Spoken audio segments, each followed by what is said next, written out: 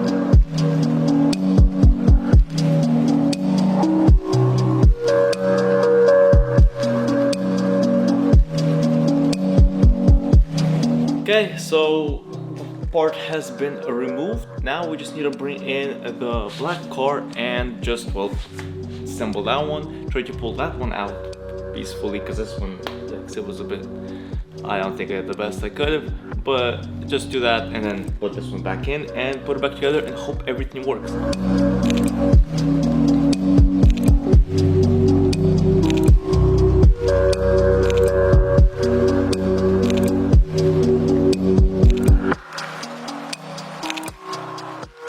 Okay, so I was asked to make more detailed videos on how to do things.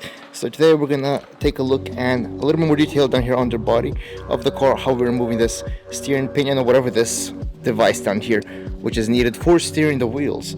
If you take a look right here, there are two bolts. There's one right here on this side, as well as another one on this side. These are the main points that are holding this thing into place. Once these are removed, you need to disconnect these connectors. There are three connectors on this device. And I mean, they power it, I guess, the power steering and such. They're very easy, just this little one, you slide back a little bit, press it down the middle, and these just press and they just come out very easily. Then once you move to on the sides of the car, as you can see over here, I have the key on, and you need to remove it from these points.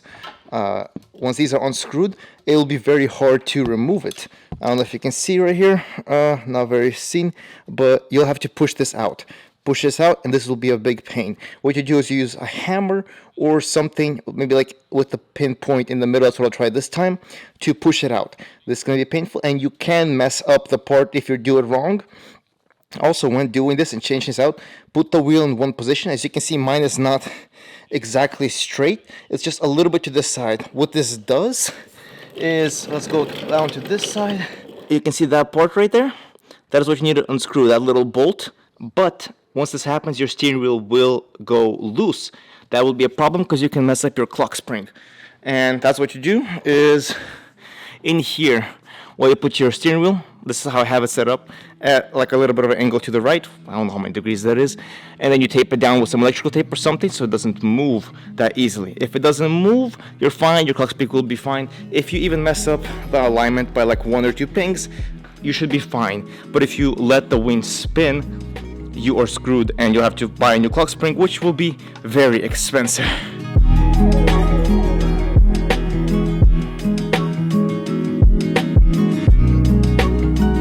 That is where the part was broken. This is quite problematic, because if this breaks anymore, it could have, let the wheels spread in both ways, and that would have been quite unfortunate. And like the car would have get totaled once again. But as you can see, it's like, I can't really move it, it's kind of heavy. You see, it's not even moving with the central piece.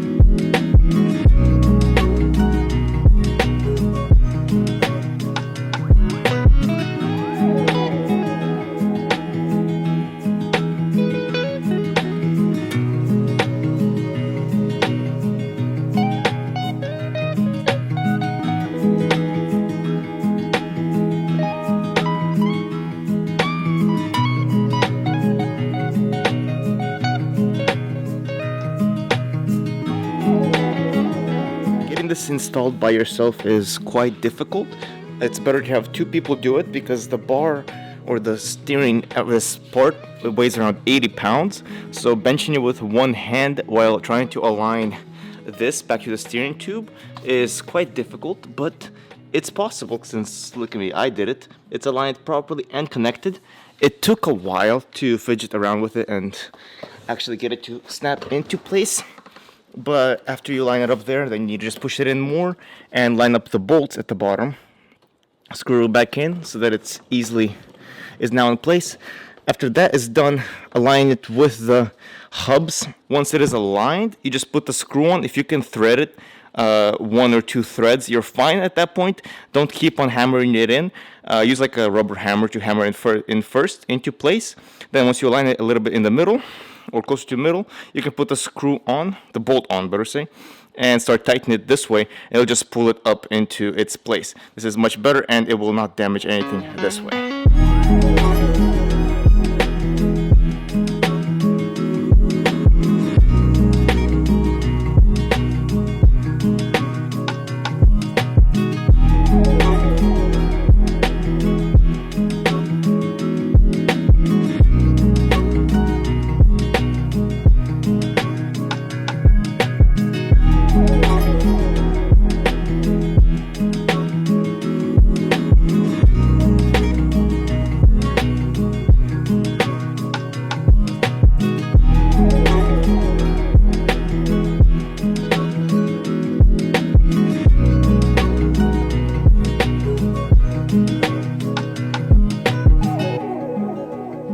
Okay, so I have just finished up alignment. As you can see, the steering wheel is now perfectly in place, how it should be. It's kind of not enough room to fit in the car, but let's go outside and take a final look at it.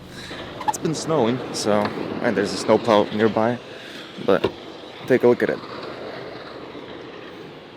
It's looking fine. The car is looking great. And it's on snow. It's looking fantastic. Thanks for watching. I will catch you guys another time.